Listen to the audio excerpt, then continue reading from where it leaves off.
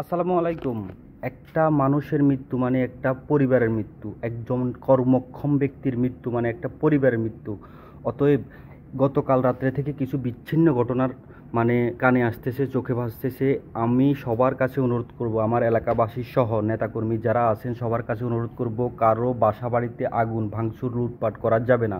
তারেক রহমানের নির্দেশনা, আমাদের দাগনমণি আকবর ভাইয়ের নির্দেশনা, গাজী মানিকের নির্দেশনা, মিজানুর রহমান আজহারের নির্দেশনা, আমাদের নজরুল ইসলাম স্যারের নির্দেশনা, কোটা আন্দোলনের সমন্বয়কদের নির্দেশনা, কারো বাড়িতে কোনো ধরনের হামলা আগুন আর দেওয়া যাবে না। বিক্ষুব্ধ জনতা দুর্নীতিবাজদের বাড়িতে আগুন দিয়েছে, যা যে যেখানে দিয়েছে শেষ।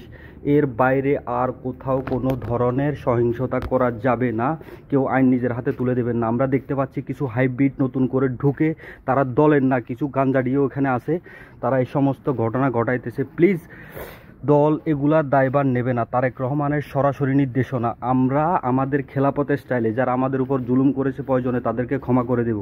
আমরা আওয়ামী লীগ স্টাইলে কারো উপর প্রতিশোধ নেব না। এলাকার ভিতরে যারা অতি উৎসাহী কিছু করতেছেন তারা কিন্তু মনে রাখবেন, এই দেশে কিন্তু নতুনভাবে যে দেশ স্বাধীন হলো, এই দেশে কিন্তু বিচারের মুখোমুখি সবাইকে হতে হবে। কারো প্রতি কোনো অন্যায় জুলুম করা যাবে না। যারা জুলুম করেছে তাদেরকে আমরা আইনের আয়তায় আনবো। চট থাপ্পট কানে ধরাইছেন, ইটস ওকে ফাইন, কিন্তু কারো ঘরে আগুন দেয়া, ভাঙচুর, লুটপাট কোনোভাবে করা যাবে না। কোনো সাম্প্রদায়িক সম্প্রীতি ভাঙা যাবে না। হিন্দু ভাইদের ঘরে কারো গায়ে হাত তোলা যাবে না। অতএব সবাইকে সতর্ক থাকার আহ্বান জানাচ্ছি। প্রয়োজনে এলাকাবাসী নিজেরা প্রতিরোধ করে তুলুন। যারা অন্যায় করেছে তারা ক্ষমা চাইবে, তারা এলাকাবাসীর কাছে ক্ষমা চেয়ে তারা দল ত্যাগ করে তারা সাধারণ জীবনযাপন করবে, কিন্তু কোনো ধরনের অপ্রীতিকর ঘটনা আমরা কাম্য করি না। একটা মানুষের মৃত্যু মানে একটা পরিবারের মৃত্যু। একজন মানুষ হত্যার মতো অপরাধ পৃথিবীতে নাই। যে একজন মানুষকে হত্যা করলো সে যেন সারা মানব জাতিকে হত্যা করলো, সে যদি নিরপরাধ হয়।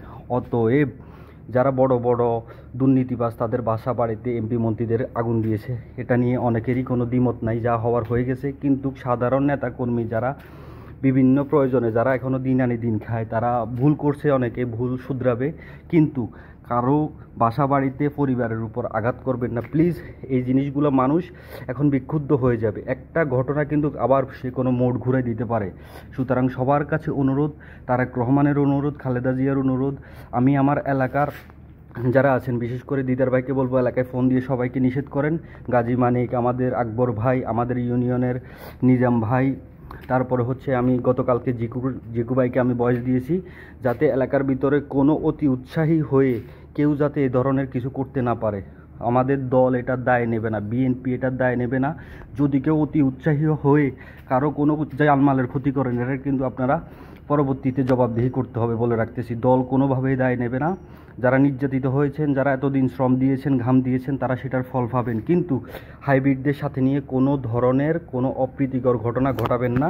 যা হয়েছে সবার বিচার হবে এক এক করে, কিন্তু কেউ আইন নিজের হাতে তুলে নেবেন না প্লিজ। দেশের এই ক্লান্তিলগ্ন পরিবেশে মানুষকে বুঝতে দিন আমরা আওয়ামী লীগের মতো না। শেখ হাসিনার ইতিহাস শেষ, তার পতন শেষ, তারা ইতিহাস থেকে মুছে যাবে। আসসালামু আলাইকুম সবাইকে।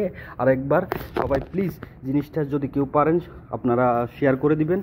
আমার এলাকা ভাইদেরকে বিশেষভাবে অনুরোধ করছি জিনিসটা শেয়ার করে দিবেন। আমার এলাকাতে কোনো ধরনের আর যাতে অপ্রীতিকর ঘটনা না ঘটে। যারা বড় বড় রাঘব বোয়াল তাদেরকে ধরে বেঁধে রাখুন, কোনো সমস্যা নাই, কিন্তু নিরীহ নেতাকর্মী প্রতিপক্ষের কারো উপর কোনো ধরনের আঘাত আর করবেন না।